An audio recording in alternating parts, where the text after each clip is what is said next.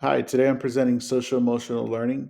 This is a brief introduction that will inform you about SEL and how you can use it in your classroom.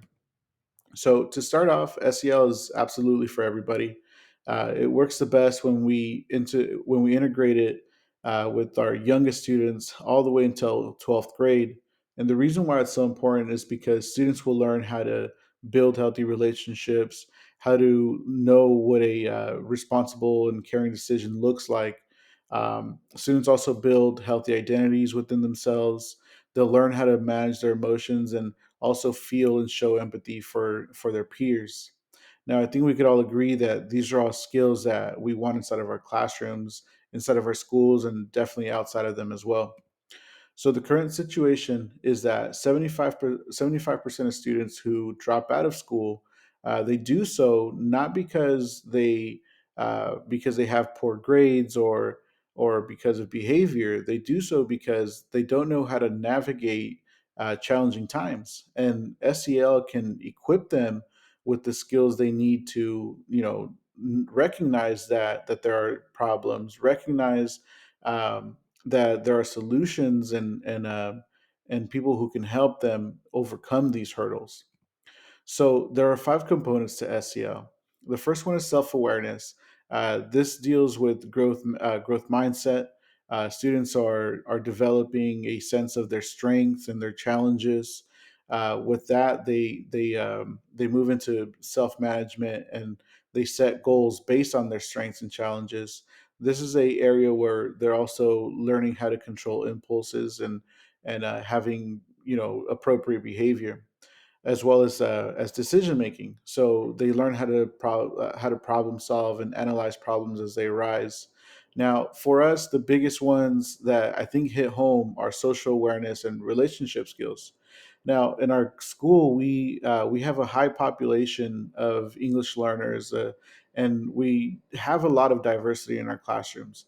And when we learn how to foster that and use it as an asset, it really helps students feel like they belong inside of our school, and it increases the overall wellness of their being. Now, relationship skills. This is also a big one for our school as well because it deals with resisting peer pressure and cooperating with peers in an acceptable way. So the bigger picture, at least for me, for SEL, is that it overall helps students become successful. So there was a research study done by the Organization for Economic Cooperation and Development, and in their findings, they were able to conclude that SEL, when it was consistently taught within kindergarten all the way to 12th grade, was that it affected their language development.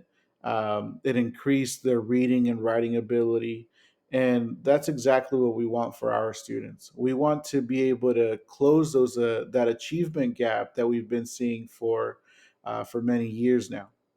Now, another one of their findings was that the five SEL components, those are strong indicators for success. And so, if students are equipped with skills within those five components, then they'll be more prepared when they leave high school to be a successful person. Now, another finding was that schools that had a lack of SEL or were inconsistent with it, they had correlations with unfavorable outcomes. So things such as unemployment or or delinquent behavior or imprisonment, things of that nature were correlated with the lack of SEL. Now, I think with that being said, um, SEL might seem like it's something hard to do within our classrooms, but when you really take a step back, many things that we do inside of our classrooms are can be integrated with SEL. So, for example, my first tip to practicing SEL is to establish a morning meeting. So this can be a 5 minute meeting, a 10 minute meeting. It doesn't have to be a long time, but it could be a time where students are sharing their experiences, sharing their interests out loud inside your classroom, and they're by doing that they're being heard. They're learning that it's a safe space to be themselves, and it also gives them a time to show their respect towards others, and show empathy towards their peers. Now, one that I haven't tried, but I'm really excited for, is a Genius Hour.